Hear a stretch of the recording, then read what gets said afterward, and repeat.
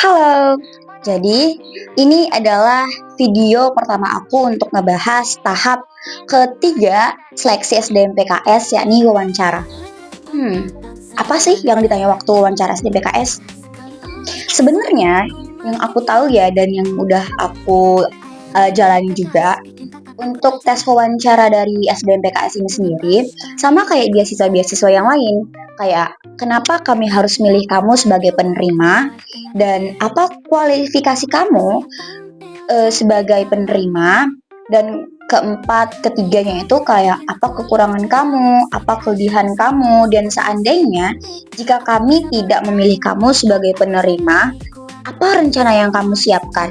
Dan yang terakhir kalau di aku semalam sih ada cita-cita yang ditanya dan apa relevansi antara jurusan yang kamu pilih sama cita-cita kamu.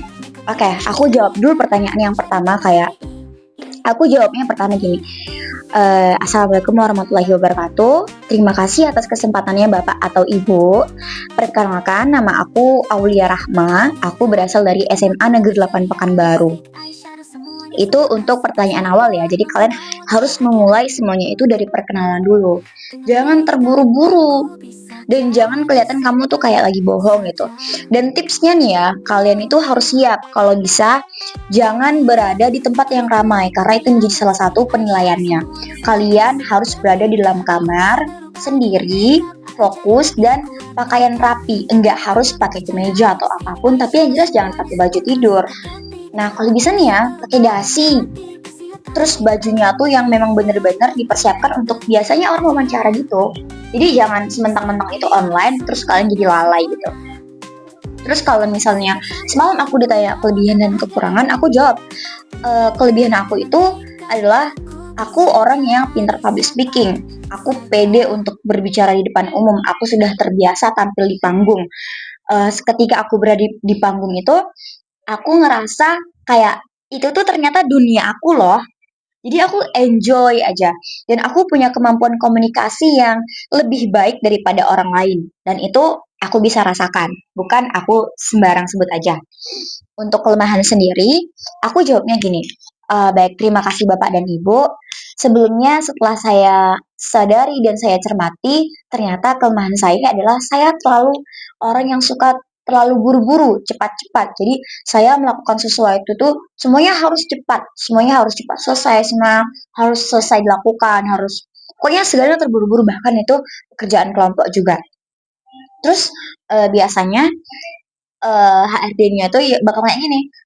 Nah, gimana cara kamu mengatasi kekurangan kamu ataupun kelemahan kamu? Aku jawab, baik, terima kasih Bapak dan Ibu.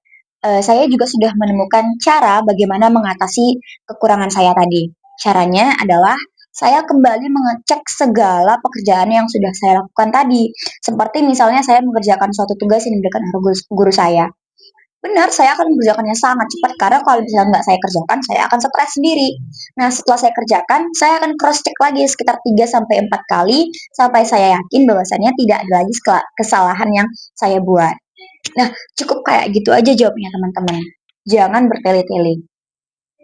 Nah, untuk misalnya waktu itu kita tuh disuruh milih sampai banyak jurusan ya. Kalau di tahun aku itu 3 top 3-nya aku pilih yang di Instiper itu jurusan pertanian, yang keduanya itu aku pilih di Undip, tapi itu D3 kalau nggak salah ya, D3 aku ngambil teknik yang berhubungan dengan kimia, aku lupa juga. Dan waktu ditanyain pas bagian cita-cita, aku jawab gini, aku ingin menjadi menteri pendidikan. Emang aku ingin jadi menteri pendidikan. Terus, nah, korelasi antara menteri pendidikan dengan jurusan yang kamu ambil apa?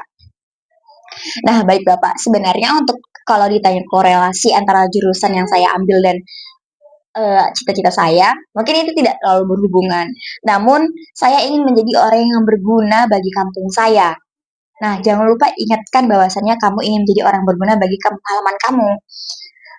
Saya ingin menjadi orang yang berguna bagi kampung halaman saya. Karena saya tumbuh besar di daerah pertanian dengan banyaknya pohon sawit ataupun tanaman padi, sayur, maka saya ingin memiliki kemampuan untuk mengembangkan desa saya untuk menjadi desa yang berkembang pertaniannya, tidak hanya pertanian-pertanian itu saja.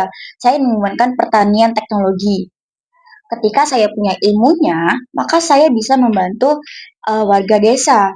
Misalnya dari pupuk yang lebih berkualitas, ataupun kami berhenti untuk menggunakan pupuk kimia, kami berubah menjadi pupuk organik, terus bagaimana teknik penyiramannya untuk tidak terlalu capek ataupun lelah. Nah, ketika saya sudah memiliki ilmu itu, maka saya akan berguna bagi masyarakat. Terus itu tuh disambung lagi nih biasanya kan. Terus apa hubungannya kelebihan kamu tadi sama jurusan kamu tadi? Kan kamu nih suka ngomong ya. Emangnya anak pertanian harus harus suka ngomong gitu? Bukannya nggak perlu ya?